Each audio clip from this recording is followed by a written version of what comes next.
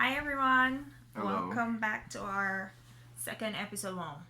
Part 2 of From Hot and Horny to Single and Satisfied. And today we'll be exploring Jerome's story.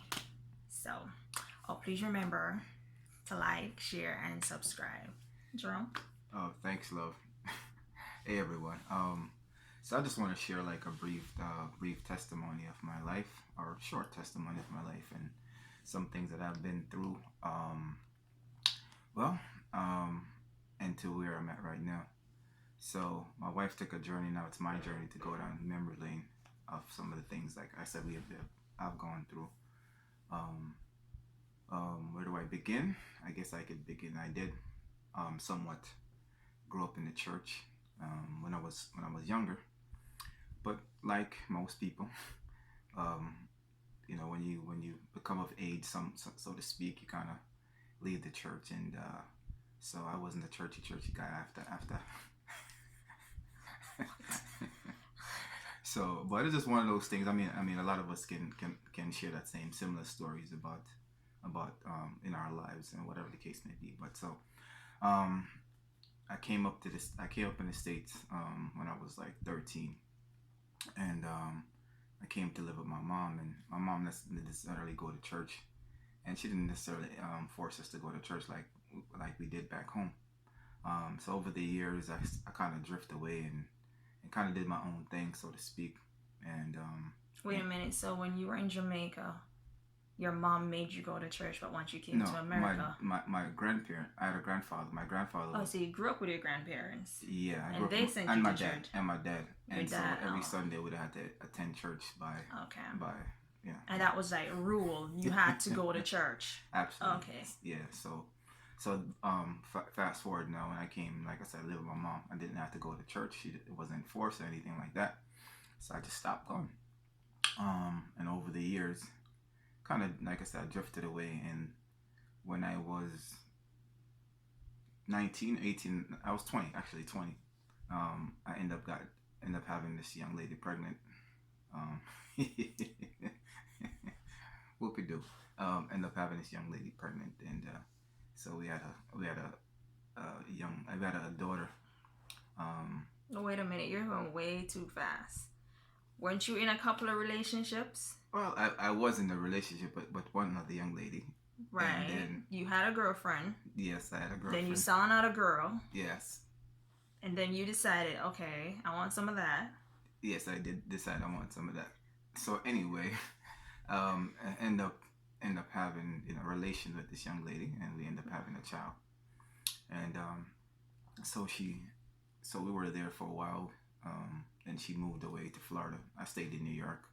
Um, every summer, my daughter used to come up and visit me, and I spent time with her and all that good stuff. So we had a relation, a good decent athlete relationship. And then I believe it was in 2000 I end up moving to South Florida. Um, I worked a job. I worked at Whole Foods. I worked a job I was there for a while. I met this nice young lady. So we got involved. Uh, You're just giving a whole chunk of the story, babe. what do you mean? You are. What about the bad boy that you told me you were? But wait. Oh, you mean oh yes. I'm sorry. You were in a gang. I was the nerd I was in a school. gang. Yes, I was. He was the bad boy. I was in the gang. I was a bad boy. I sold drugs. Not that I'm proud of those things. I got arrested. I went to juvenile prison, whatever. I spent the, and I vowed that I would never go back, because that prison is not a nice. It's not. See why it's good to have a good wife can jog your memory of things. That, you know us men, we just like to just give you the highlights. the highlights, and boom. We need the details so the people can see who God Yes. saved. You were a Barnabas? I was not Barnabas. What's wrong with you? Okay, so you weren't that, but you were Peter. I was more, yeah, you could say that, more like a Peter. Okay. But but God is good. God has been good to me. Mm-hmm. And I tell you that now that she just brought something to mind. I remember the time that I was gonna get arrested, the morning before I gotten arrested. the funny thing is that I had a vision that I was gonna get arrested. Mm-hmm. No kidding. I had a vision that I was gonna get arrested, but I didn't pay it no attention. I didn't pay it no attention. I wasn't what's the word? What do you call that, babe? I wasn't knowledgeable enough or wise enough to No, you weren't in tune with I the wasn't in voice of tune, God. You yeah. just thought it was a regular dream. Yeah, I wasn't in tune. But the funny thing, it happened exact the way that I dreamt about it. Mm-hmm. Quite funny. So, moving fast forward, I decided I wasn't gonna mess around with those kind of things anymore. And by God's grace, I was able to walk away from it. You left the gang. I left the gang, left the drugs, left all of that. Left the gun. I didn't mess with guns that much. I think I messed with gun once or twice. I messed with gun. I wasn't a fan of guns, so I never kind of bothered to mess with that kind of stuff. So where we're at now. So you came to Florida after a couple of years. You came to Florida. Yeah, I came to Florida. I worked a job. I got a job because I had some skills that I did in New York, things I did in New York, so it followed me to Florida, so it was easy for me to get a job. So I went to this place. I worked there. Like I said before, I met this young lady. She was nice, very nice young lady. She was cute and whatever the case may be. She had her stuff together, but I didn't necessarily think that I felt the quote unquote the flower, what do you call that, belly feeling, or the butterfly in the stomach, but it wasn't actually butterfly. It wasn't really butterfly, but later on I helped her to go to school, to finish school and all that stuff, so I thought that we were gonna be like off together, gone. You thought you guys were gonna ride off into the sunset? I did. I mean, I'm smiling now, but back then I wasn't smiling when I found out I was used and abused. Yeah. It was heart wrenching for me. Mm-hmm. It just messed me up as a man. Mm-hmm. I wasn't sure of myself. I wasn't confident. The man I turned out to be today definitely wasn't the man I was back then. It hurt a lot, to be honest. I probably contemplated suicide, but it wasn't worth it at the end of the day. When I thought, because I had a child to live, I had other things to live for. So, but it was a fledgling thought that passed my mind. And I remember one day, as I was driving, past this church every week. I passed there every day, like at least 5 times a week. I passed there back and forth. You passed it going to work? To work, yeah. And so one Friday evening when I was passing by, something just said just to pull over. Before that, let me say this, because before that I used to see Christians coming and I was like, oh Lord. You despise. I despise it because I thought Christians are hypocrite, which is to some degree, yes.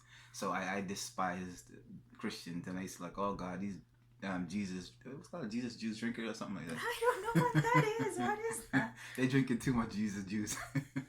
We don't say that in Jamaica. Well, this is America. So anyway, so that was one of the things that happened, and unfortunate.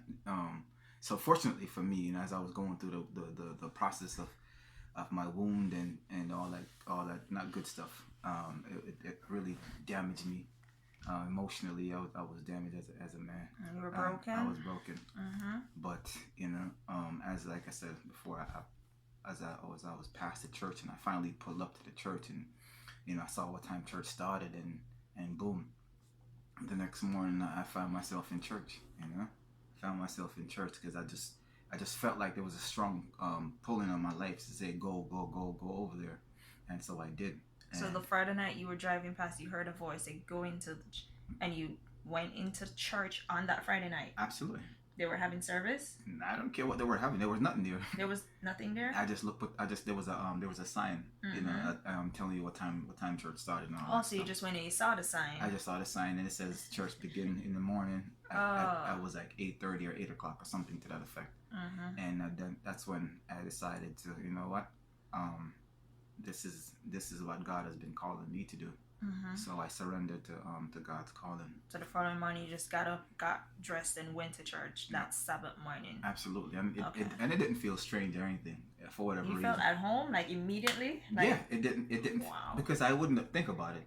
A person who's not going to church, right? Someone who's not going to church, and then something God said to pull, a voice, a strong sense of like, pull over. And then I pulled over. It didn't, for whatever reason, it just never felt strange. I don't know why it didn't. Now I thought about it. Like if I think about it, it should have been something that felt strange. You know what I mean? But it just didn't. So anyway, so I pulled over, and the next morning I went there, and I met some people. People that I never even, when I went there, I never know one person. Not one person I knew, but somehow I felt comfortable enough to be in the presence of these people, and I met one older lady. She was the elder at the time, and she took me underneath the wings, and she showed me, and she helped me to get to know Christ, and I got baptized. And how long after you got baptized? It was maybe like a few weeks later. A few weeks? Yeah, it wasn't that long. Wow. Yeah, it wasn't that long. That was rapid. Yeah, it wasn't that long. Oh, it wasn't, praise God. It wasn't that long. Yeah, praise God. It wasn't that long at all. So, and then I got baptized and so forth. So, after I got baptized, I felt like, when you got baptized, you feel like you can't do anything wrong.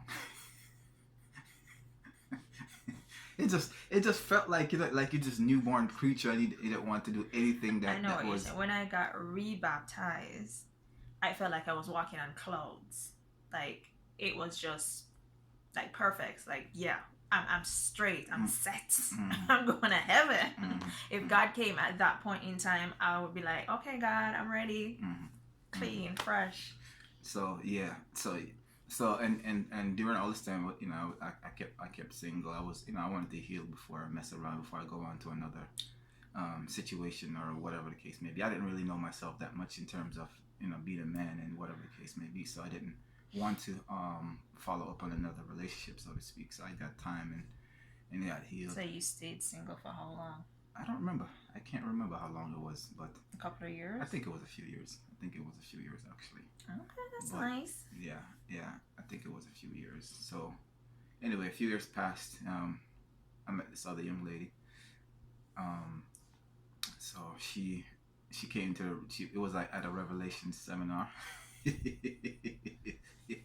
So I thought this girl was really interested in going to, knowing me and going to church and all that other stuff.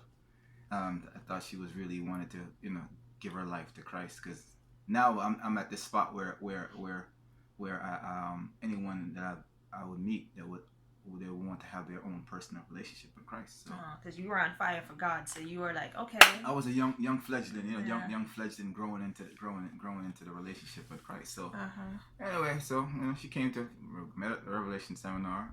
We talked a lot, and so we talked a few times. We talked, and she came back again, and we used to talk after, because it was like, I think it was like about 3 or 4 times a week they had the seminar. It was like for 2 weeks, and then like for 3 or 4 days a week. Anyway, we hooked up. Come to find out, we talked, and I thought that she really wanted a relationship, but come to find out, she didn't really want me. She wanted just part of me.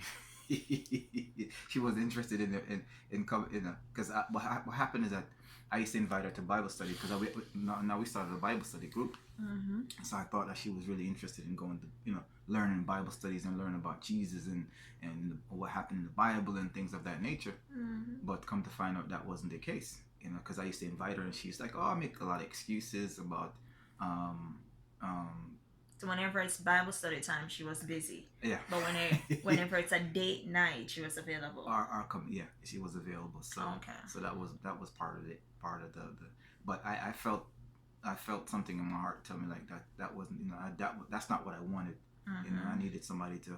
I'm in this new place in my life, and I need somebody to what would say, to match it, so to speak, to complement it. Yeah. Right. Thank you to complement that. So, but that's not what happened. She wanted the other, She wanted the thing. She wanted the thing. She wanted sexual relations But you fled like Joseph. I fled like Joseph. I fled because I didn't want to go down that road. Amen. Yeah, I didn't want to go down that road anymore. So end up that I told her, like, listen, it's not gonna work because you want one thing on another thing, and she's like, oh, I love sex and all this other stuff. I'm like, that's maybe you do, but we ain't married. I'm not going down that road. Wow. Yeah, she said that. She did say that. And matter of fact, Leo did warn me. My friend did warn me about her. He's like, you dropping Leo's name. Okay. Yeah, Leo, my friend, he told me about her. He said, watch that girl, because she seemed to yeah. She was struggling with her sexual urges. Yeah. So he told me he warned me, give me a good warning, good and proper warning. So thanks, bro. That you were there for me, and that's important to have someone, an accountability partner. Yeah, it is true. Yeah, because sometimes people see things at first when you don't. Yeah. But he gave me a warning, and that was a stern one. That was a good warning for me. So anyway, we end up breaking up, which was good for both of us. You know what I mean? And so that was good. And then maybe it was like a year or a few years later on, I met this other young lady. Now I'm not gonna call her name. But because when you're, I guess I was like the newbie in the church, so to speak. Oh, you were the fresh meat. Yeah, fresh meat. That goes early. Oh, okay. Yeah, all the ladies are like, hey. I know what that means. Yeah. What does that mean? I know. Okay. I saw that play. Yeah, so it was fresh guy in the church. So yeah, I kept to myself. I didn't get involved in people's business and stuff like that. So, anyway, I went to this other church now because we go to a few churches and visit. So I went to this other church and met this young lady. Very nice young lady, very nice. Very thoughtful and kind and caring young lady. But we talked for a while. We were talking for a while. And I guess she wanted too much that I wasn't able to give her at that particular time. You know what I mean? And so we decided that, you know what, we're gonna go to counseling. And we did after a while. We went to counseling, and because she wanted to be married, she wanted to get married, and I wasn't ready to get married yet. You know what I mean? So we went to counseling, and basically the counselor tell us it's not gonna work. You broke her heart. Listen, I was honest. Listen, no, let me say, and one of the things that you have to be honest with people. You have to be open and transparent with people from the get go. And I was honest and transparent with her from the get go. And it didn't work out. It didn't work out. It was for the better, because if I continued in a relationship like that where I'm not really ready to give her what she needs, then it would be the onus would be on me, because I'll be leading her on. Yeah, I'll be stringing her on. I'll be stringing her on, and that's not right. So anyway, we broke up. After a while, we broke up, and after the counseling session, we actually we decided, it's better to part ways, and we did. So that was like what, pre-engagement counseling, or just like a checkup? I think that a checkup. I think that when she heard what I was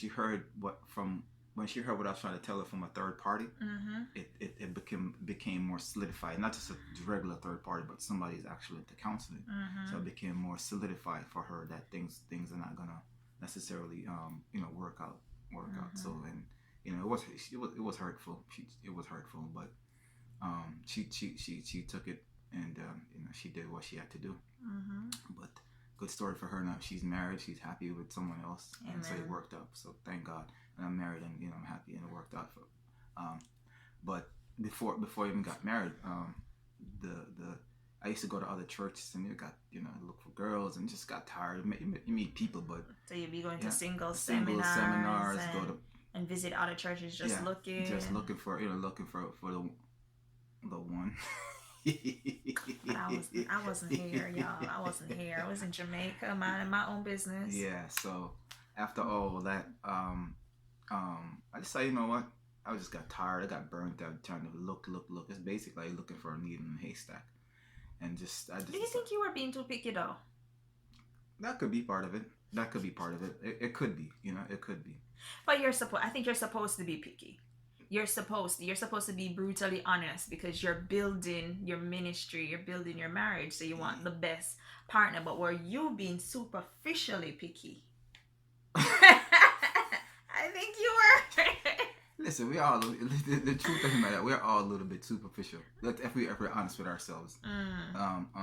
But one of the things I've learned with all that is that when you surrender your superficial self to God, you know, God will open up your eyes, and because the truth of the matter, if it's up to us by ourselves, we will never get married because we'll always find fault. We always find something wrong with or not. Or we'll just marry crap. Or we just end up marrying someone just for you know, for the looks or whatever the case may be. But you know, I decided, you know what, I'm just gonna chill, not gonna look for anyone. Just, you know, just go have fun. Like, you know, you go to singles event, got fun, and if just meet people, have become friends with them, and you know, eventually I just kind of just chill out, boom, just be by myself, you know, learn about me and growing, in my own person, and so that's where I became single and satisfied, because I was hot and horny before, but now I became single and satisfied, and so that is my story for. You're right. So you surrendered everything and said, okay, God, this department is yours. Yeah, because the truth of the matter that when you search, it becomes very frustrating. You know, it becomes so very frustrating for trying to meet someone and meet the right person, and it can be quite bothersome.